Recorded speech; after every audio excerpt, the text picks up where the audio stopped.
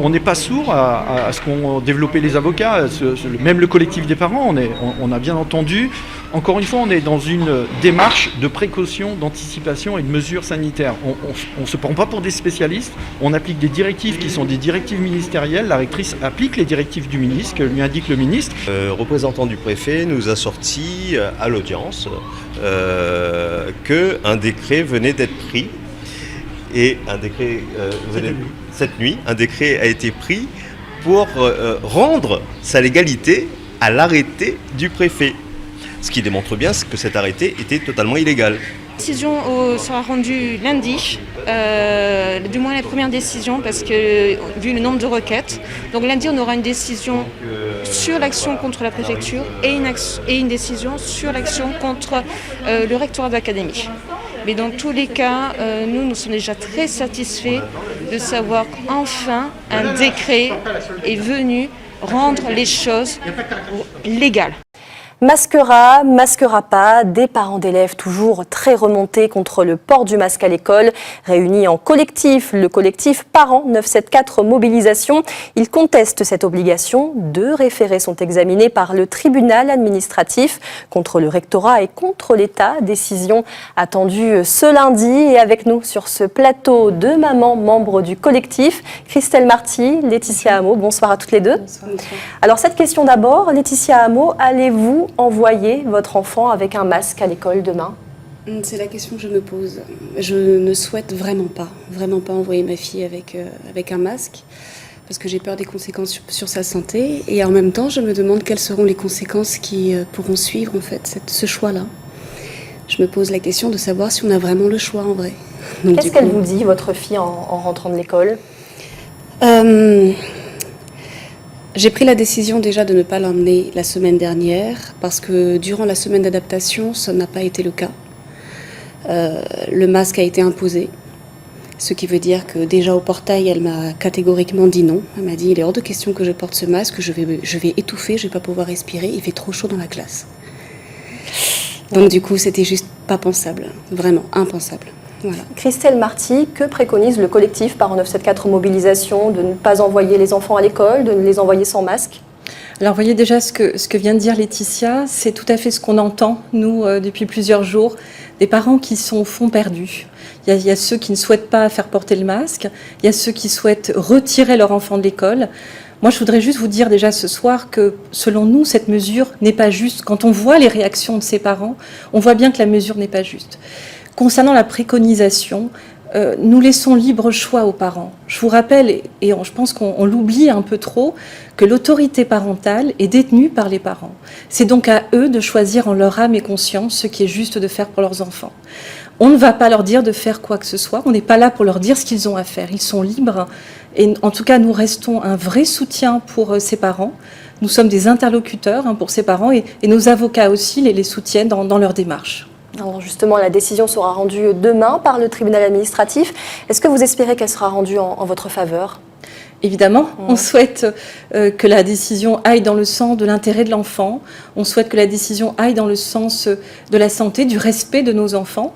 Nous sommes des papas, des mamans, simplement en train de crier notre colère par rapport à cette mesure qui a été prise à la va-vite, sans concertation, et que l'on juge excessive.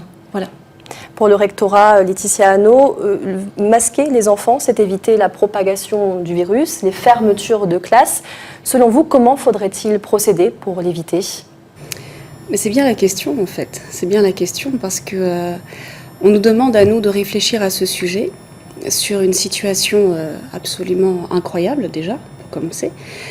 Et je ne pense pas que nous soyons à la bonne place pour trouver des solutions. En revanche, ce qui serait vraiment bien, c'est qu'on nous offre au moins le choix. Le choix de pouvoir masquer ou pas notre enfant. Sachant que les parents qui ont décidé de masquer leur enfant et qui considèrent qu'ils sont en sécurité sanitaire ainsi, sont libres de le faire. S'ils sont protégés, logiquement, ils ne sont pas contaminables, on va dire. Logiquement. Ce qui veut dire qu'il y a eu plusieurs solutions qui avaient été proposées à la sortie du confinement, notamment les rotations de classes. Je me souviens qu'il y avait des demi-classes avec des demi-journées. Pourquoi ça n'a même pas été proposé en fait? Là, on a attendu qu'il y ait des cas de variants, on les a laissés s'installer. Puis maintenant, ce sont les enfants qui sont masqués, comme ça. Christelle Marty, est-ce que le collectif prévoit d'autres actions si la décision de demain n'est pas rendue en votre faveur ? Oui, le collectif se mobilise et pour tout vous dire, ce sont des parents qui se mobilisent et je pense que le mouvement ne va pas faiblir. Pourquoi il ne va pas faiblir ? Parce que simplement, il s'agit d'un cri d'amour. Et c'est une maman qui vous parle ce soir. Il s'agit d'un vrai cri d'amour pour nos enfants. On souhaite les protéger. Nous ne sommes pas contre des mesures barrières, bien entendu, mais celle-ci va trop loin. Elle nous échappe. Nous souhaitons d'ailleurs pouvoir rencontrer les autorités. Nous sommes extrêmement surpris de voir que ça ne saute pas aux yeux, qu'un enfant puisse supporter un masque pendant jusqu'à 10 heures par jour, que ça ne saute pas aux yeux de nos autorités. Nous souhaitons bien sûr maintenir le mouvement. Une prochaine mobilisation se fera très prochainement. Voilà, vous serez bien sûr informés. Les parents restent mobilisés parce que c'est le cœur des papas, le cœur des mamans qui parlent là. Merci beaucoup Christelle Marty, Laetitia Hanau pour toutes ces réponses.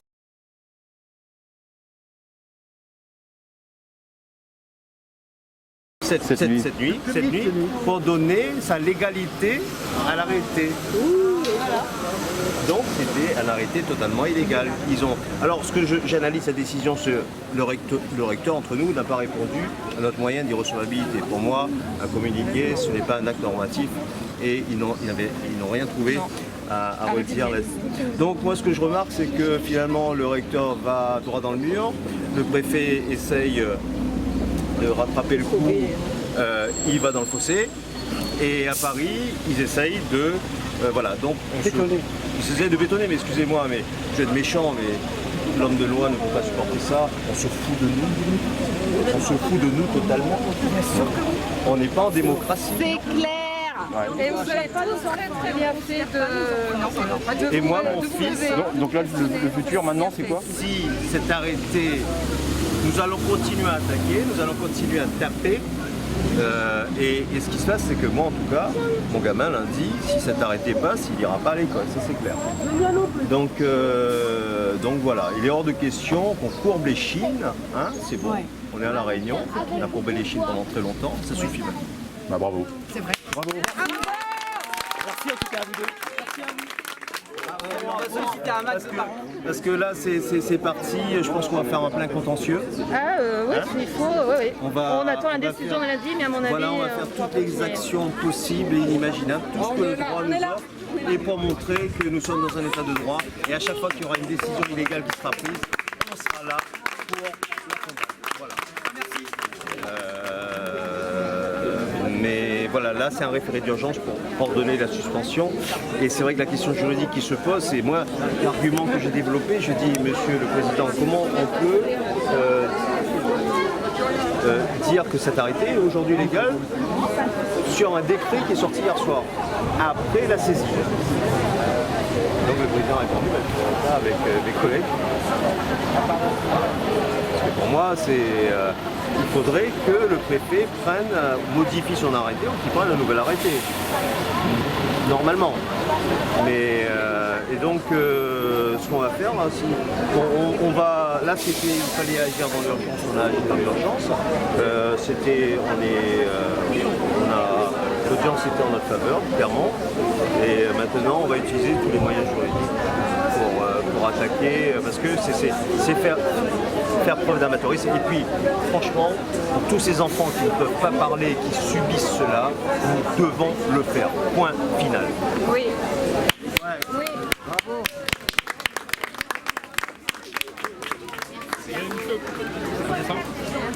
Merci. Maître, qu'est-ce qu'on peut dire aux parents alors qu'ils nous demandent justement qu'est-ce qu'on fait lundi? Moi, le mien, alors ce qui se passe, c'est que moi, le mien, il n'ira pas à l'école, ou du moins, il ira à l'école sans le masque. Et si on lui dit tu rentres pas, ben il rentre pas. Voilà. Et puis, ce que je vais faire, je vais vous donner des informations pour couvrir les parents. Mais c'est vrai que s'il y a 90% des parents qui n'envoient pas leurs enfants à l'école, ou du moins qui vont à l'école sans le masque, les enfants vont être refusés, ils ne vont pas attaquer 90% des parents. Voilà. Ce qui se passe, c'est que si on n'est que 3, bah oui, on va être non, il y en aura plus que ça. Donc non, il faut que les parents prennent conscience que... Moi, je soupçonne qu'il y a un gros stock de masques en France et qu'ils essayent de le vendre. Ils ont commandé pour les gosses et puis finalement... Faut les écouter. On met la pression à certains parents. On met la pression à certains parents. On va les attaquer, on va dénoncer. On va dénoncer tout ça, on va Qu'est-ce dénoncer. qu'on peut faire nous collectifs avec ces témoignages-là? On les rassemble ces témoignages et on vous les remet. Il faut que ces témoignages soient le plus précis possible sur les consciences de lieu et de temps, les noms, prénoms, etc. Qu'est-ce qui s'est passé? Au niveau de l'Oxymètre aussi, l'Oxymètre. On a un groupe qui s'est créé pour ça, pour collecter les informations de l'Oxymètre. On va aussi créer un autre groupe pour collecter les pétitions. Et donc, il faut rester connecté sur le groupe pour voir les informations. Les témoignages, c'est sur la boîte mail juridique. Et la boîte mail du secrétariat. Les nouveaux témoignages, voilà. C'est ça. Okay. Attention parce que ça pourrait être retiré de la distribution de l'Oxymètre. Oui, qui pensait à la pharmacie ce matin, il n'y en avait pas. Très bien. Commandez en ligne, commandez les oxymètres en ligne. Mais c'est vrai, mais l'été avec le masque, moi je n'arrivais plus à respirer. T'arrives à respirer? C'était un bon exemple avec Philippe la pharmacie. C'était un bon pays à aller voir. C'était un bon exemple. Je vais vous dire une chose.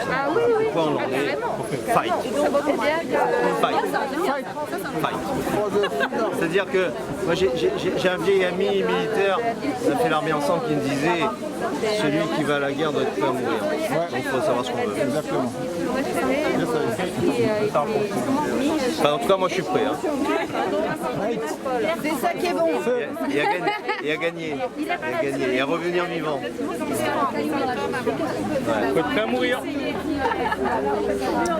Continuez. Allez. Parce que c'est légal, que c'est juste. Là, c'est mieux, c'est d'attendre la décision de lundi. Voilà. Après, on pourra faire remonter si les règles. On pourra remonter le pour ça les actes. Voilà. Et nous, après, on continue sur notre niveau, de la première juridiction, faire avec les suspensions. Il faut agir sur le terrain médiatique, il faut agir sur le terrain. Donne-moi tes conseils parce que moi, je bosse là-dessus. Il faut agir sur le terrain médiatique, que les médias diffusent l'information. Donc en fait, diffuser l'info, c'est l'intimidation des parents, des parents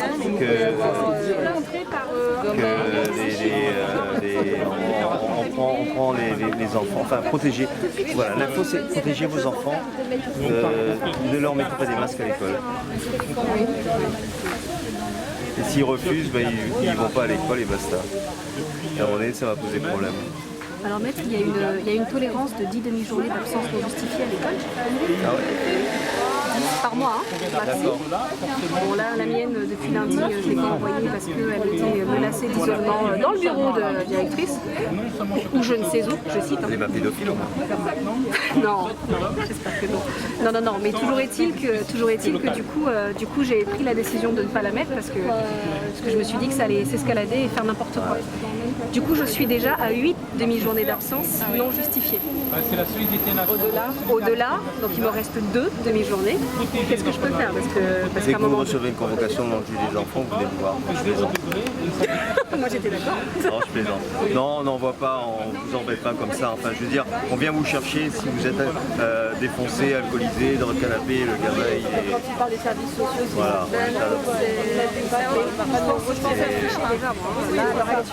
je suis la seule de l'école de ma fille. Mais il faudrait que tous les parents bougent. Si on est seul, moi je veux bien te ficher aussi. Je suis fichée, j'en suis convaincue. J'ai dit aux caméras, mon gamin n'ira pas à l'école. Je confirme que tu seras dessus. Tu seras sur la web TV du collectif. Ouais. Il n'ira pas à l'école. On les tape à des mesures séparées. Les mesures d'espacement, de plexiglas, d'aménagement. Il ne faut pas céder avec ça, il ne faut pas céder, il faut arrêter.